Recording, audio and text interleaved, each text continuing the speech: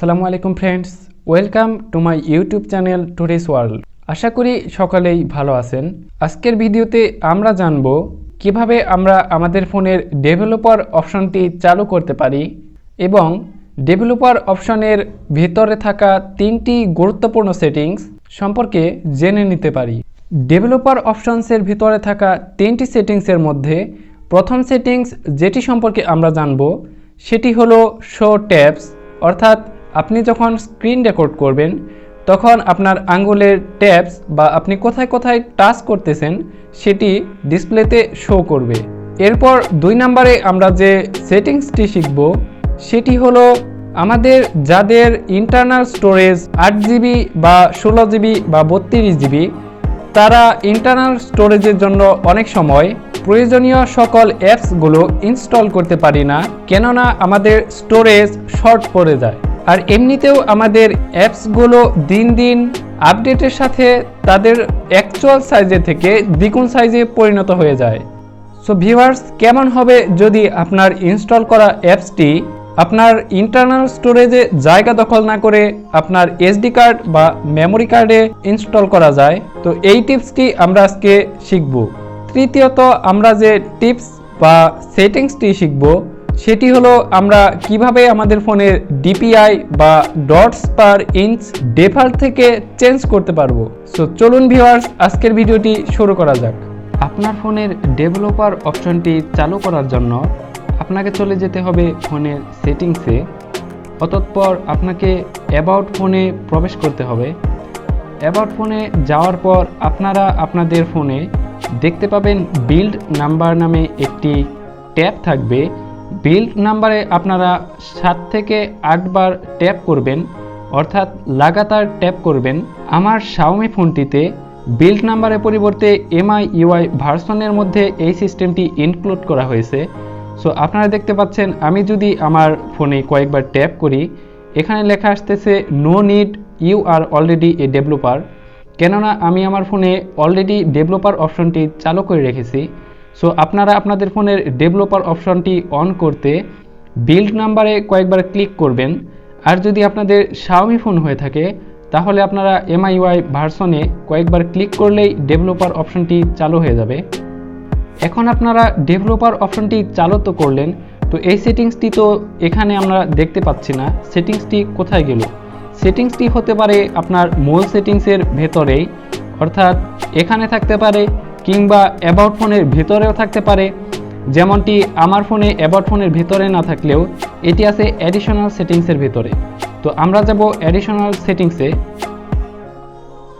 তো আপনারা একটু নিচে দেখতে পাচ্ছেন ডেভেলপার অপশনস। তো আমরা ডেভেলপার অপশনসটি অন করে ফেলেছি এবং আমরা চাইলে ডেভেলপার অপশনে যেতে পারছি। এই উপায়ে আপনারা আপনাদের ফোনের ডেভেলপার অপশনটি চালু করে নিতে পারেন অতি সহজেই। তো এখন আমরা শিখব কিভাবে আমরা আমাদের ফোনের শো ট্যাবস অপশনটি চালু করতে পারি। শো ট্যাবস অপশনটি চালু করার জন্য আপনাকে যেতে হবে আপনার ফোনের সেটিংস থেকে ডেভেলপার অপশনসে। ডেভেলপার অপশনে যাওয়ার পর আপনারা স্ক্রল ডাউন করে নিচের দিকে যাবেন। নিচের দিকে যাওয়ার পর আপনারা শো ট্যাবস অপশনটি দেখতে পাবেন।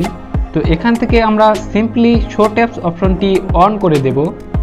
অন করার পর আপনারা দেখতে পাচ্ছেন আমার টাচ করা জায়গাগুলোতে একটি সাদা পয়েন্টার দেখা যাচ্ছে, যেটি আমার টাচকে ইন্ডিকেট করতেছে।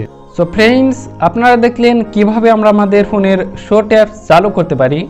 তো এখন আমরা শিখব কিভাবে আমাদের ফোনের ইন্টারনাল স্টোরেজ থেকে অ্যাপসগুলোকে এক্সটার্নাল স্টোরেজ বা এসডি কার্ডে ইনস্টল করতে পারি। আপনি আপনার এক্সটার্নাল স্টোরেজে সরাসরি অ্যাপ্লিকেশন ইনস্টল করতে পারবেন না, কিন্তু এই সেটিংসটি করলে আপনার ইন্টারনাল স্টোরেজে ইনস্টলড অ্যাপ্লিকেশনগুলো চাইলে আপনার এক্সটার্নাল স্টোরেজে মুভ করতে পারেন। তখন দেখা যাবে আপনার ইন্টারনাল স্টোরেজে জায়গা দখল না করে অ্যাপটি আপনার এক্সটার্নাল স্টোরেজ বা এসডি কার্ড থেকে স্পেস নিচ্ছে। তো এর জন্য আপনাকে চলে যেতে হবে ডেভেলপার অপশনসে এবং আপনাকে সিম্পলি নিচের দিকে স্ক্রল করে খুঁজতে হবে force allow apps two right on SD card.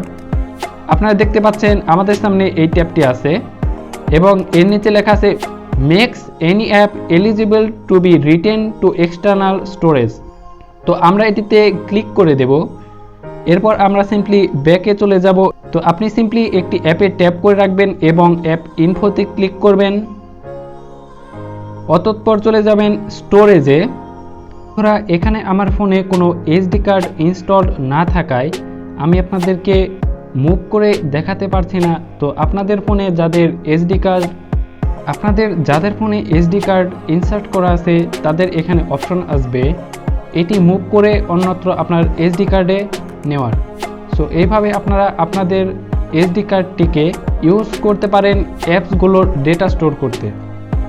আপনারা এতক্ষণ দেখলেন কিভাবে আপনারা আপনাদের ইন্টারনাল স্টোরেজের পরিবর্তে এক্সটার্নাল স্টোরেজকে অ্যাপ্লিকেশন ইনস্টলের জন্য ব্যবহার করতে পারেন। তো এখন আমরা শিখব কিভাবে আমরা আমাদের ফোনের ডিপিআই চেঞ্জ করতে পারি। ফোনের ডিপিআই চেঞ্জ করার জন্য আমরা চলে যাব আমাদের ফোনের সেটিংস অপশনে এবং সেটিংস থেকে আমরা যাব ডেভেলপার অপশনসে। ডেভেলপার অপশনে যাওয়ার পর আমরা স্ক্রল ডাউন করে নিচের দিকে যাব এবং নিচে যাওয়ার পর আপনারা এখানে দেখতে পাচ্ছেন স্মলেস্ট উইথ।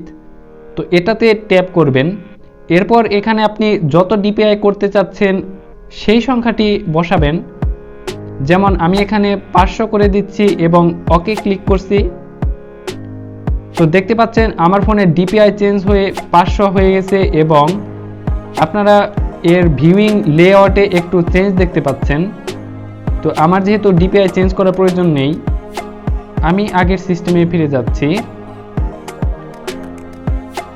তো এভাবে চাইলে আপনারা আপনাদের ফোনের ডিপিআই চেঞ্জ করতে পারেন।